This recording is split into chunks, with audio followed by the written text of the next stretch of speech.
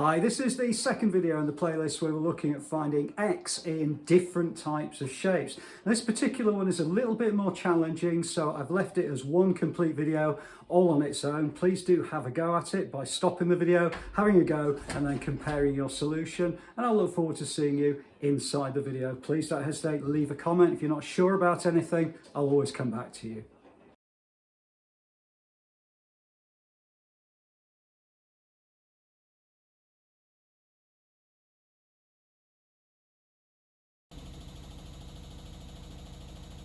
Hi, this is the second video in the playlist where we're being asked to find, in this particular case, the value of x. Okay, now I've tried to put all of these together in one playlist for you to practice. It is aimed at round about grade 5-ish, and you do need to know circle theorems on the previous one and also exterior angles of regular polygons, which is just regular shapes.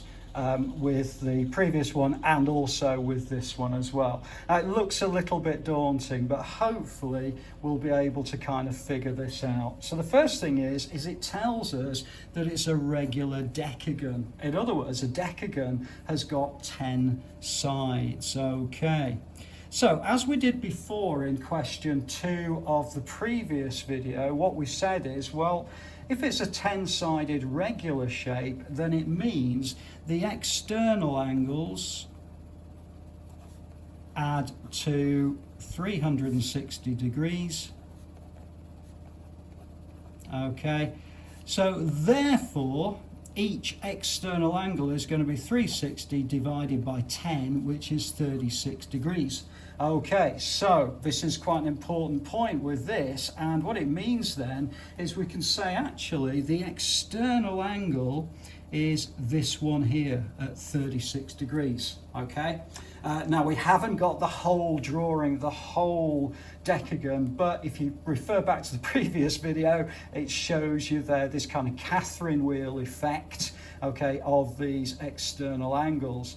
But it also shows you then that we can work out the internal angle. So the internal angle is going to be 180 minus 36, which equals 144 degrees. Okay, so what we're saying then is that this angle is 144 degrees. Okay. All right, so next little bit of this, and I appreciate this is going to be quite a complicated video. I do hope that at any point, please do stop the video. If this has given you a bit of a starter, please do stop the video at this point, have a go and see how you get on with it. Okay, now I'm not going to write down all of the different reasons. I'm hopefully just going to give you a few pointers that because it's a regular shape, we can look at this as being an isosceles triangle. And what that means is that if I put triangle PQR is isosceles, okay, what we can say then is that the base angles are going to be the same. Okay, the base angles on an isosceles triangle are the same. So that means then that I've got 144 degrees, take it away from 180 and then divide it by 2, means that each of these is going to be 18 degrees. Okay, so hopefully that's all right with you, that we've just got this triangle. Okay, I won't draw it too well, I don't think, but this is 18, this is 18, and this is 144, and these two sides are the same. It's a normal isosceles triangle.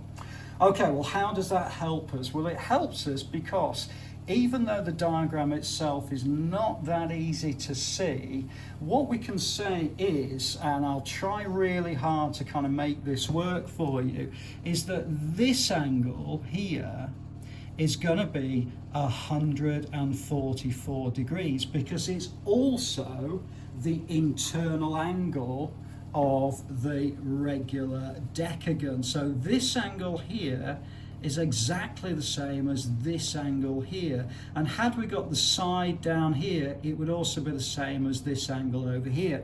They've made it very, very difficult with this particular drawing. But if we know the internal angle is 144 degrees, and we know that this small angle here is 18, it follows that this angle is going to be 126 degrees, okay, because it's going to be 144, take away 18, so it's going to be 126 degrees. All right, now, so that's a little bit of a leap, but it's now fairly straightforward to work out the value of x, because what we've got now is a straight line along here. So if we have a straight line along here, which we know adds up to 180 degrees, then it must mean that x is 54 degrees, okay, because 54 plus 126 is going to be this straight line along here, which is 180 degrees. Okay, so the value of x, I'll just write this at the bottom, is going to be 54 degrees, and that would be the answer to that particular question. Okay, so a little bit more challenging. I hope it's proved useful to you. You do need to be quite methodical with these sorts of questions, but you need to know external angles. Isosceles triangles do come up a fair bit, and also straight lines. So quite a lot of work to get this through, particularly if you've got to then give your reasons as well. But a methodical approach can work for you. Okay, so if you're not sure, please do add a comment below. Have a look at the previous video in the playlist, and I'll look forward to seeing you inside the next video.